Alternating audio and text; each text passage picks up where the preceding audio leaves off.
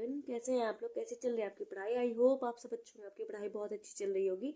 और जैसा कि हमने सात सात दिन का चैलेंज लिया है कि मूल विधि जो है 60 से 70% कंप्लीट करेंगे, तो आज उसमें डे 4 होने वाला है। और उसमें आज हम करने वाले हैं कि पहला तो करेंगे उसमें भूमि सुधार। भूमि सुधार में देखिए, जैसे कि इसमें जो चीज़ें इम्पोर्टेंट है कि ये कब राज्य सरकार द्वारा मतलब अपनाया गया था, या ये अधिनियम कब का है, तो ये सारी चीज़ें आपको पढ़नी है। और साथ में ये काफ़ी छोटा है चैप्टर, तो ये आप भूमि सुधार और आज छोटे छोटे चैप्टर लेंगे, तो आज 3 चैप्टर पढ़ने वाले हैं। भूमि सुधार, उसमें ज़्यादा कुछ नहीं है। साथ में भूमि अधिग्रहण अधिनियम 2013। अगर आज आपने टेस्ट दिया होगा जो है टेक्स्ट बुक पे, लाइव मेगा टेस्ट जो सैटरडे को होता है, तो उसमें आज इसके क्वेश्चन बहुत सारे आए थे भूमि अधिग्रहण अधिनियम 2013 के।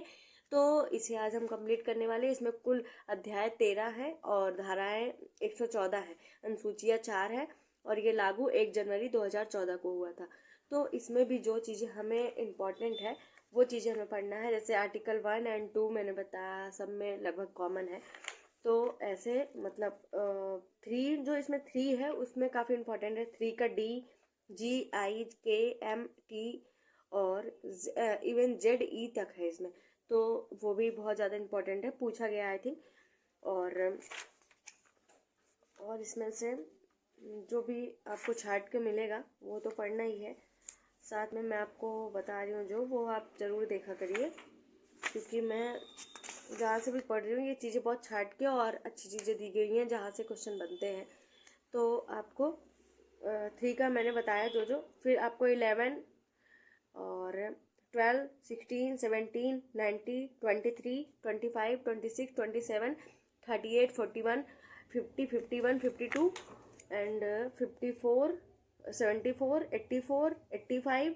हाँ, 85 जरूर पढ़ लीजिएगा, 85 से क्वेश्चन आते हैं, बहुत ज़्यादा क्वेश्चन आते हैं।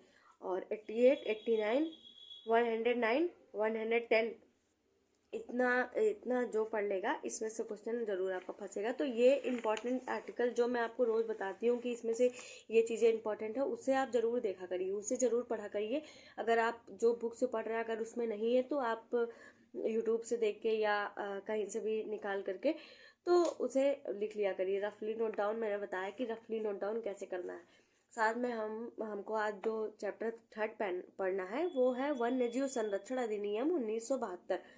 इसमें देखिए कुल धाराएं जो हैं 66 है, अनुसूचियां 6 हैं। तो सारी धारा जो है इम्पॉर्टेंट नहीं होती है, मैं फिर से इसका बता रही हूँ। पहला और दूसरा जो होता है वो हमेशा कॉमन होता है, पहला विस्तार होता है और दूसरा परिभाषा होता है। लेकिन दूसरे में कहीं ना कहीं बहुत ज़्यादा चीज़ें दी हुई होती हैं, तो जैसे इसमें दूसरे में बहुत सारी चीज़ें दी हुई हैं। जैसे दूसरे का पहला, दूसरे का 2, दूसरे का 5, दूसरे का 7 का A, ऐसे दूसरे का 11, दूसरे का 15, दूसरे का 16, ऐसे ऐसे जो इम्पोर्टेंट चीज आर्टिकल के अंदर सब आर्टिकल्स जो होते हैं वो बहुत इंपॉर्टेंट होते हैं, उससे क्वेश्चन बहुत ज़्यादा बनते हैं। साथ में मैं आपको बताऊं, इसमें आप मानिए तो आर्टिकल 2 जो है वो बहुत इंपॉर्टेंट है, क्योंकि 2 का 39 तक पूछा गया है इसमें, ठीक।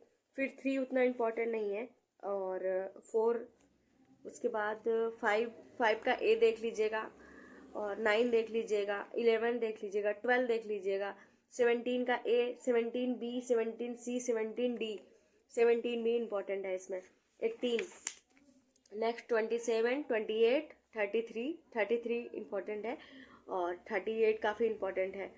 और 38 के जो सब आर्टिकल्स हैं वो भी इम्पोर्टेंट है, तो सब आर्टिकल आप इसके ज़रूर देख लीजिएगा। साथ में 45, 51, 62, 65, 39, 44 एंड